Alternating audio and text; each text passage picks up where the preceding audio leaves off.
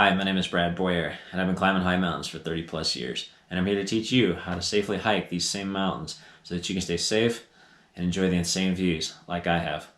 So let's get started.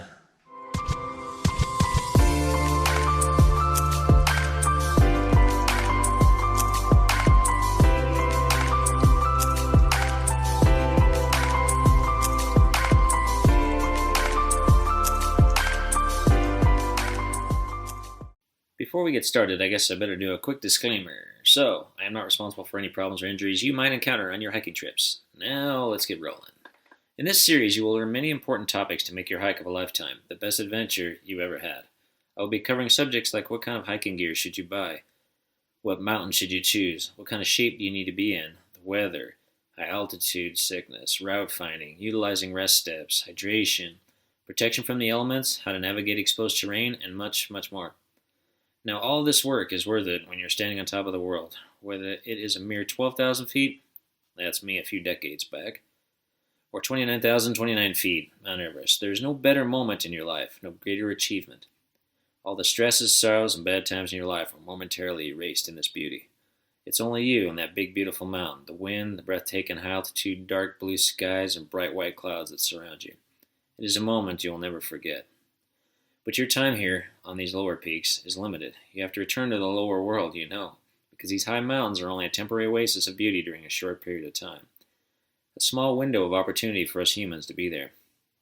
Because trust me, they are fraught with danger. This is me, stuck at 14,000 feet, surrounded by cliffs, when a sudden fast-moving thunderstorm decided to rain, hail, lightning, and snow on my parade. Damn thing snuck up right behind me when I wasn't paying attention. I was literally engulfed in the clouds. It was a good learning lesson for me. Keep an eye on the sky, 360 degrees around you, always. So you must be aware of those surroundings, both on the ground and in the sky at all times, to remain safe. There's your first tip of the day, and one of the most important ones to always remember. And that's why I'm creating these videos, to help you, just an ordinary person with a dream of hiking to the sky.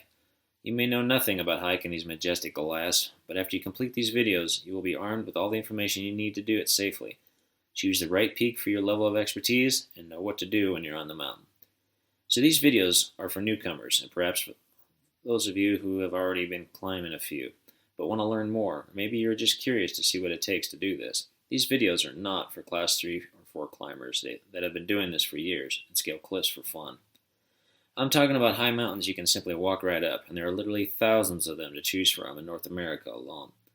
Anyone that is in good shape and has the right mindset can walk right up most of them, if you have the inner strength and the will to beat them. Now, I live in the heart of high mountains in America, Colorado. Here we have over 1,000 12ers, or for you flatlanders, that means peaks between 12,000 feet and 12,999 feet. Like this one, my first 12er right behind my house. We also have 600 13ers and 52 or 54, depending on how you measure them apart from each other, 14ers. Now, I have climbed 20 14ers in my life. You can see most of them on another one of my videos called 20 14ers in 4 minutes. These are among other 13ers and 12s I've climbed in my lifetime. It is over 30 years of experience just walking up mountains. I prefer the Class 2s. That is peaks you can just walk right up. Class 3s, which I've done a couple, require the use of your hands. They are not cliffs by any means, although you often feel like you're surrounded by them and feel like you are on one, but are more dangerous than Class 2s and require precise route finding, climbing very steep terrain, and small rock faces you have to safely navigate.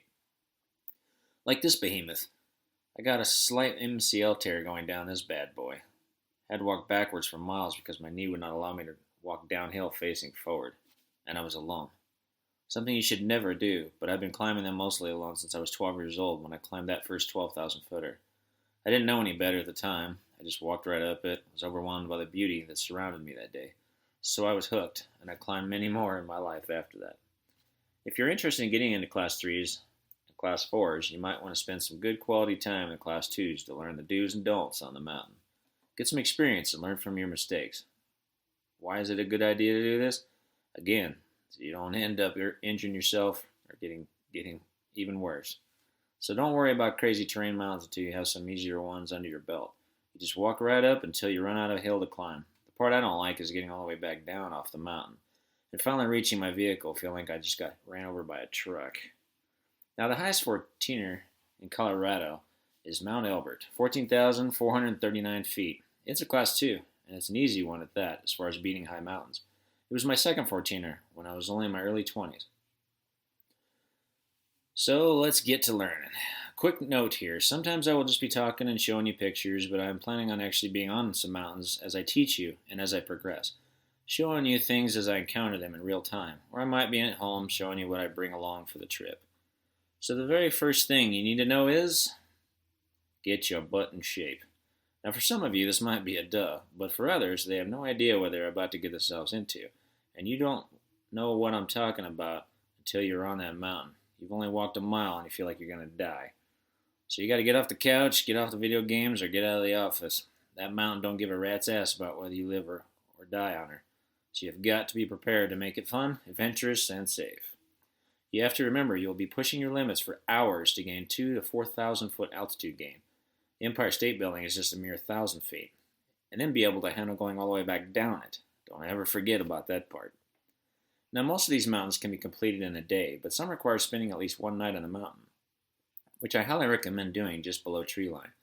That way you have made some good head ground, less wind, and better weather conditions, better acclimated for the coming high altitude, but rested before the final assault on the mountain. Deciding on a one-day trip or 2 or 3 is a judgment call.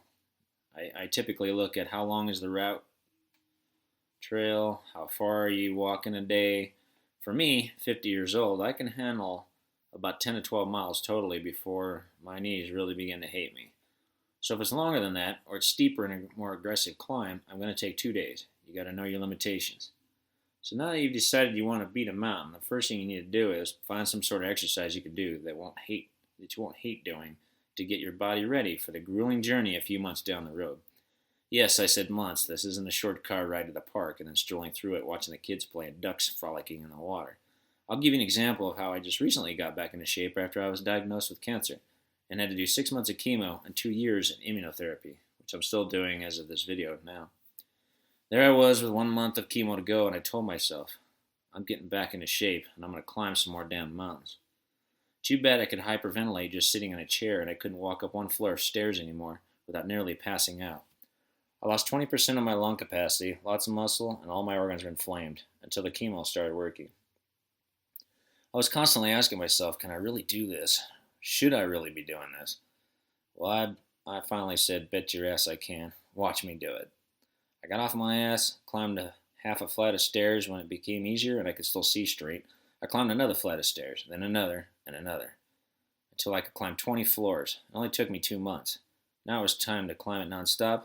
Then it was time to climb it multiple times nonstop. Like I told my boys over the years, heart of a lion. I got mad dog angry and held ridiculous amounts of determination to slowly beat those stairs no matter what it took. That's also what it takes sometimes as you finish a high peak off. Yeah, I was sore as hell for weeks on the end, but I didn't care. I dealt with the soreness and light sprains and strains along the way to get my butt back where I wanted it to be. It just takes one step at a time. Then I went on to climb 3 14ers last summer in 2019. You can see these videos of them on my channel, proof of how hard I worked, how much determination I had to win. But anyone can do it. It just takes internal drive. All you got to do is find it. Now, I used a lot of tools along the way, and I will go through many of them as we progress. I'm planning on climbing 4 14ers this year in 2020. The last one will be a Class 3, because I'm now trying to get the top 10 highest points in the lower 48 states. I will still need Mount Rainier, so I'm planning on beating that big boy next year. Now, a year later, after resting for a few months of early winter, I worked my way up to using a step machine, and just recently did 3,000 steps, 200 floors, 2,000 vertical feet in 71 minutes with a 15-pound vest, non-stop. And I actually wasn't very sore afterwards, which means my legs are getting the endurance required to beat these mountains again. Today, I walk 2,000 to 3,000 steps per week, twice a week with a vest. Ride a bicycle for at least 10 to 12 miles a week, and walk about 4 miles a day at work. I also enjoy free weights, so I do upper body and core exercises as well to get into total body shape. Just 4 to 5 days out of my week, and an hour each of those days, and that's it. Then I let my body rest and recover. I also eat good, but by no means perfect. Alright, well, it's time to wrap this up. We'll see you next time on how to safely hike high mountains where I will be going over choosing the right mountain to climb for your experience level, what time of year to do it in, and proper equipment to bring on your hike. See you soon.